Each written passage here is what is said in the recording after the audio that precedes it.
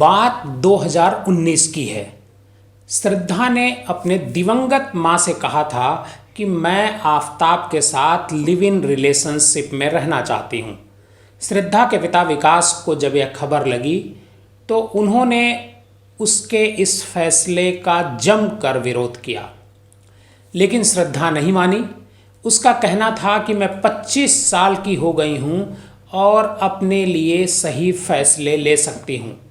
श्रद्धा ने पिता से कहा कि भूल जाना कि मैं तुम्हारी बेटी हूँ, और उस दिन इतना कहकर वह घर से निकल गई। लेकिन उसे क्या पता था कि जिस आफताब के लिए वह अपने पिता को छोड़ रही है, वह एक दिन उसकी हत्या करके उसके टुकड़े टुकड़े करके जंगलों में फेंक देगा। नमस्कार, आदाब। डीएनएम शो में आज अपराध की एक ऐसी कहानी आपको बताऊंगा जिसकी सोशल मीडिया पर खूब चर्चा हो रही है, टीवी पर भी खूब चर्चा हो रही है। कुछ लोग इसे लव जिहाद बता रहे हैं तो कुछ श्रद्धा को इसके लिए जिम्मेदार ठहराए हैं। बहरहाल घटना तो हुई है। अब हम कहानी को शुरू करते हैं। आफताब और श्रद्धा मुंबई में रहते थे। दोनों की मुलाकात एक डेटिंग ऐप से होती है और धीरे धीरे वह एक दूसरे के बेहद नज़दीक आ जाते हैं। अब तो आफताब और श्रद्धा का साथ साथ घूमना रोज का प्रोग्राम बन जाता है। घर से भी श्रद्धा रात रात भर आफताब के साथ वीडियो कॉल पर चैट करती रहती। नज़दीकी इतनी हो गई थी कि अब दोनों ने एक साथ लिव इन रिलेशन में रहने का फैसला कर लिया। इस बीच श्रद्धा की माँ का निधन हो जाता है। माँ के जाने के बाद श्रद्धा अपने पिता से और दूर होती गई। उसे आफताब में ही पूरी दुनिया नज़र आने लगी थी, लेकिन उसे क्या पता था कि आफताब इसी तरह दूसरी लड़कियों के साथ भी डेटिंग करता है और उनके साथ भी लंबे लंबे वायदे करता है।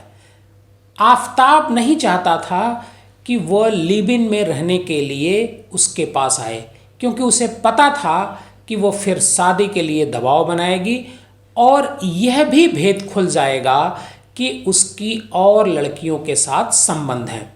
और हुआ भी यही। लिव इन में रहने के लिए ही श्रद्धा जैसे उसके घर पहुंची, वह उस पर शादी के लिए दबाव बनाना शुरू कर दिया। उधर जब कभी भी शादी की बात होती, आफताब भड़क जाता था। जब श्रद्धा नहीं मानी, तब उसने श्रद्धा को रास्ते से हटाने की एक खौफनाक साजिश रची जिसे सुनकर रूह कांप जाती है।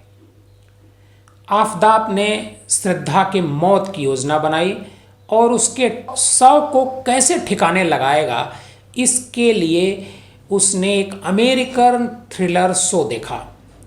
डेक्स्टर एक अमेरिकी क्राइम ड्रामा और साइकोलॉजिकल थ्रिलर शो है जो 2006 से 2013 के बीच ऑन एयर हुआ था।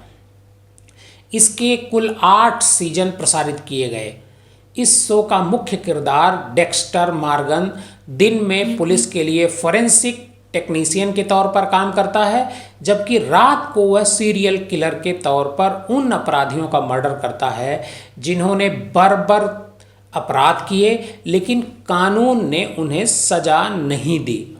इस शो को देखने के बाद आफताब ने तय किया कि वह इस घटना को मुंबई की बजाय दिल्ली में अंजाम देगा। इसी योजना के तहत वह एक दिन श्रद्धा को लेकर हिमाचल प्रदेश घूमने के लिए निकला, ताकि उसके रिश्ते मधुर हो जाएं और श्रद्धा को कोई शक भी ना हो। हिमाचल प्रदेश में दोनों करीब 3 हफ्ते तक रुके। उसके बाद 8 मई को वे दिल्ली आ गए। यहाँ 2 दिन पहले दोनों पहाड़गंज के एक होटल में रुके। बाद में पैसे कम पड़ने पर दोनों साकेत के सैदुला जाब में एक पीजी में 4 दिन तक ठहरे। इसके बाद एक दोस्त की मदद से आफताब ने छतरपुर में एक ऐसी जगह किराए पर ली जहां पर बगल में जंगल है। 15 मई से दोनों किराए के घर में रहने चले गए। उसने 9,000 रुपये में ये घर किराए पर लिया था। 4 दिन बाद 18 मई की रात आफताब और श्रद्धा में खूब झगड़ा हुआ। श्रद्धा चाहती थी कि आफताब अब जल्द उससे शादी कर ले, लेकिन आफताब शादी के नाम सुनते ही भड़क जाता था। श्रद्धा ये भी देख रही थी कि आफताब और कई लड़कियों के साथ चैट करता था। इसको लेकर के भी उस रात दोनों में खूब बहस हुई और या कहते तो यहाँ तक हैं कि दोनों के बीच मारपीट भी हुई। उसी रात आफताब ने तय कर लिया कि श्रद्धा को अगली सुबह नहीं देखने दूंगा। श्रद्धा रात में जब सो रही थी, उसी समय आफताब ने तकिए से गला घोंटकर उसकी हत्या कर दी। हत्या के बाद आफताब के सामने सबसे बड़ी मुश्किल थी इस शव को ठिकाने लगाना और खुद को बचना। वारदात के अगले दिन यानी 18 मई को आफताब पास के एक मार्केट में बड़ा फ्रिज खरीद करके ले आया। उसके साथ ही उसने एक आरी भी खरीदी।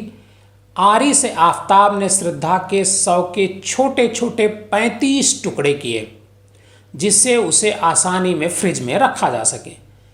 उसके बाद 20 मई से हर दिन रात को 2 बजे आफताब पिट्ठू बैग में एक एक पॉलीथीन लेकर निकलता और जंगल में फेंक आता।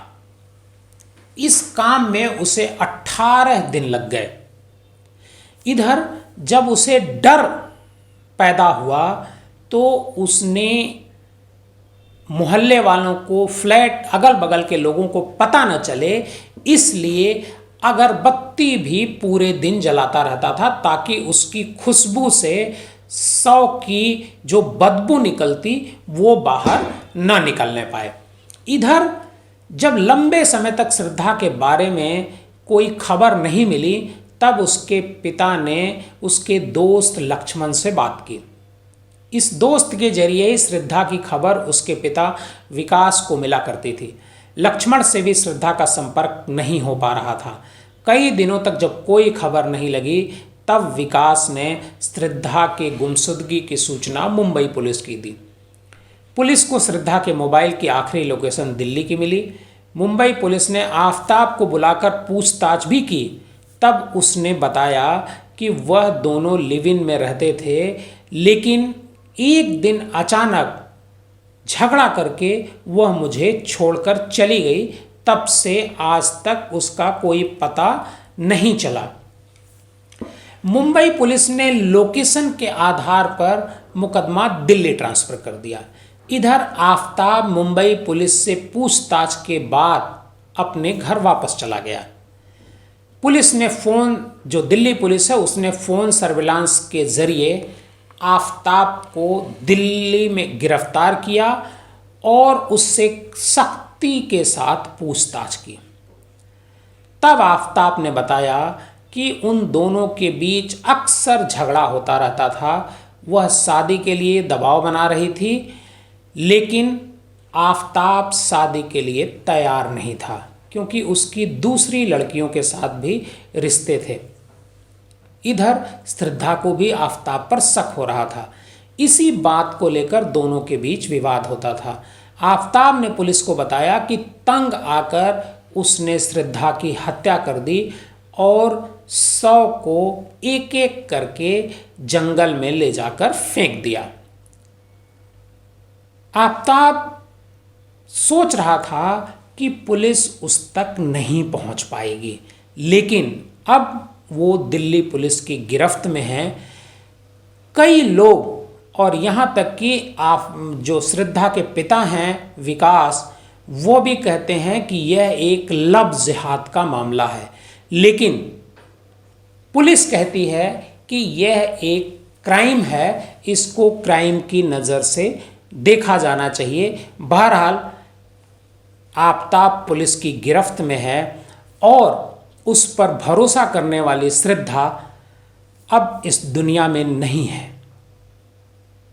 अगर आपको हमारी ये कहानी अच्छी लगे तो हमारे इस चैनल को लाइक कीजिएगा, सब्सक्राइब कीजिएगा और ज़्यादा से ज़्यादा लोगों को शेयर कीजिएगा। धन्यवाद।